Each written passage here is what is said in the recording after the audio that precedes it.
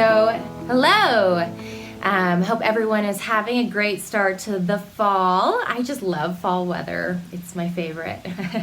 Colorado in the fall is just so beautiful and crisp, and it's when I got married in September, and it's when my birthday is, so fall's always a really good time of year for us. And I have to say, since we are back in school in person, woo, it's made me pretty happy as a mom to get back into the old routine. So I'm loving it. Hope everyone else is doing just as well. Today I want to talk about the power of the vacant stage. So when it comes to a vacant home, so when I say vacant, I mean we're talking about a house that is totally empty, or at least your important rooms are completely empty. And those houses, even new builds, like brand new houses, beautiful homes, totally updated, perfect color schemes, they tend to sit on the market. They just don't sell as fast. And the reason is because buyers can't visualize living there. So what I want to kind of go over today is how a vacant stage impacts the experience your buyers has, and also how a vacant stage can help get your home sold faster, because it does a lot of really important things. Okay. So the first thing is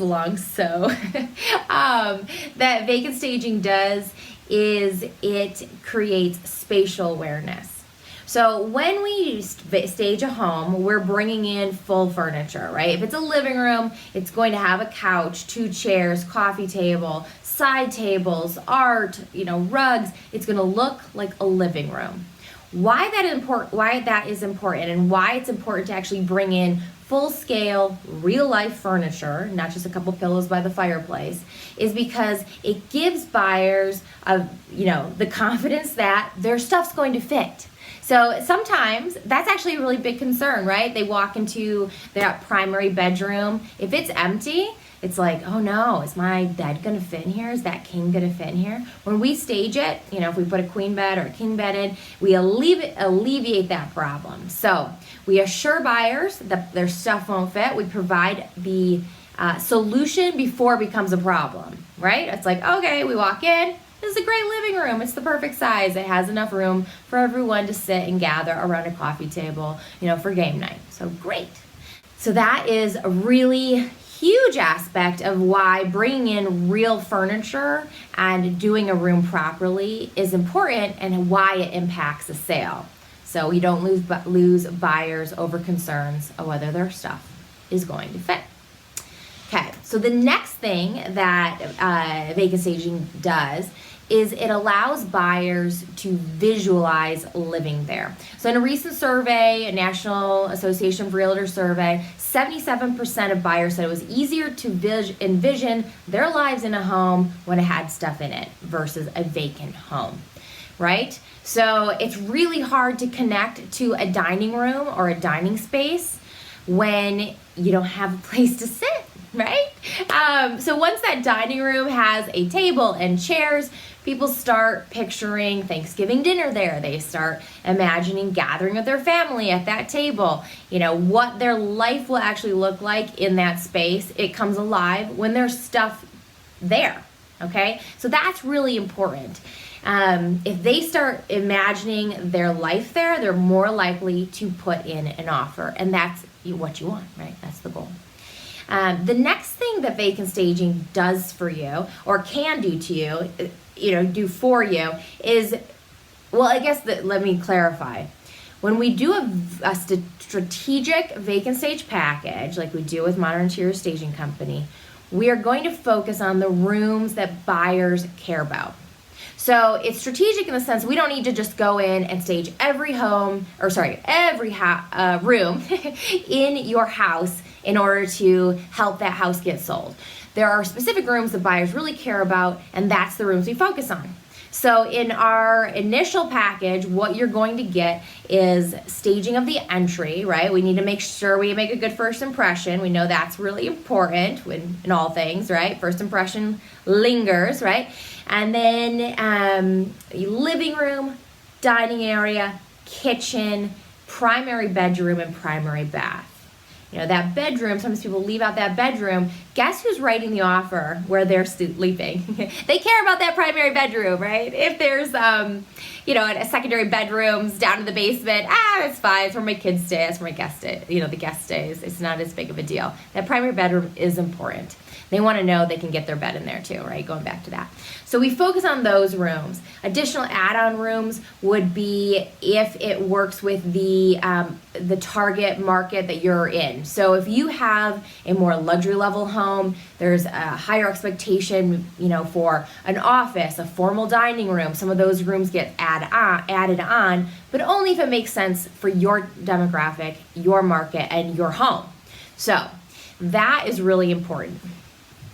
Let's see, the next thing, so we're number 4, is that when we do a vacant stage, or what vacant staging does for you, is that it targets the right demographic for your home while also broadening appeal. Okay, so we want to bring buyers in that obviously love the style of your home. So if you have a modern or contemporary home, the staging that should go in it should complement the house itself. So we don't want to take a traditional home and put a bunch of modern stuff in it. We want to make sure that we're selling the house the buyers are going to be buying, and appeal to people. Like if it's a modern home, people who want modern homes come into that. Now, it also broadens appeal in a couple ways. So let's say the style of your home isn't a trendy contemporary look, right? So what we need to do is kind of offset maybe a niche. Like here's an example. You can look at this picture where it was a Mediterranean home with tile, which was beautiful. It's just not, currently trending and on buyers' lists. So what we need to do is take that style and kind of neutralize it to appeal to more buyers, right? If we appeal to more buyers, there's more buyers putting in offers and coming to visit your house. Right?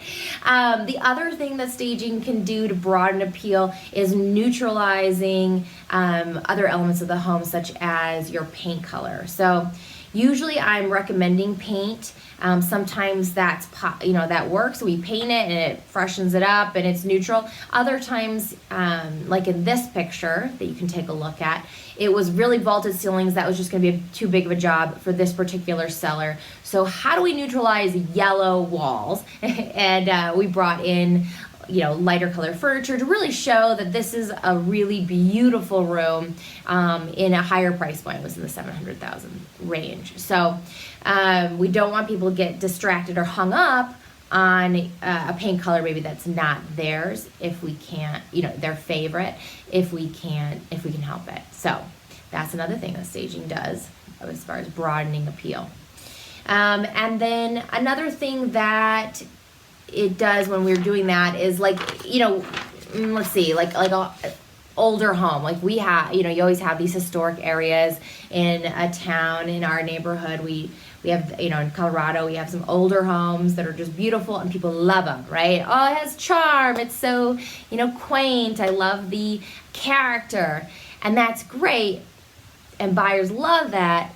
But they also need to see that it fits their modern lifestyle. So in this example, if you look at this picture, you can see that the house was one of our old Colorado City homes, a little more small, the rooms were smaller. So if we didn't put staging in that, it had a hard, actually we staged it after it had been listing, it was having a hard time selling because it didn't show off the room as really livable. It felt kind of small. So we need to modernize a home when necessary, while also still highlighting some of the charm and character that buyers are looking for in that type of home. Okay. Let's see, number 5 on the list is what vacant staging can do is change confusing spaces into assets. So if you have a room in your house that is just odd, right? It happens. I don't know. It's long and narrow. I don't know, I can think of a house that had a sink in a room, which is random, right? Or maybe like an odd-shaped bedroom. It has in this one house, actually, as an example, it had a little kind of jutted out. It was a upgraded house. It was an older home originally, upgraded. So it just had kind of a weird layout. If you can look at that and we can give purpose to that space, whether it becomes like a reading nook or a yoga room, or if it has sink in it, maybe an artist studio, right? We start engaging kind of with buyers and showing off the potential of that space rather than just that house with the weird room. Now suddenly, it's that house with the yoga room, okay, or the artist studio. So you start giving buyers solutions to those maybe challenging spaces, and it can actually really excite them too. It gives them purpose and how to use it. And then finally, what we'll just hit on and for today is that vacant staging, what it can do is sell a lifestyle. So when buyers are looking at your home, they want to visualize their lives there, and really, a lot of times they're looking for that next level, right? We're leveling up. In my new house, I'm going to have these kind of parties, or I want this room to have my girlfriends over so we can drink wine and have a book club. This is where my family's all gonna hang out and we're gonna have game night. And so it's not just, there's a couch that fits in here. It's how I'm gonna use the space and what it means for how I'm gonna live in that home and the experience of living in that home. So vacant staging can also do that. So that is a little summary on some of the power of vacant staging and what it does to help sell your listing. So I hope you enjoyed that, and thanks for stopping by. And if you have any questions, feel free to give me a call or email me, and we can chat about your upcoming sale of your home. So have a great day and enjoy the fall. Bye.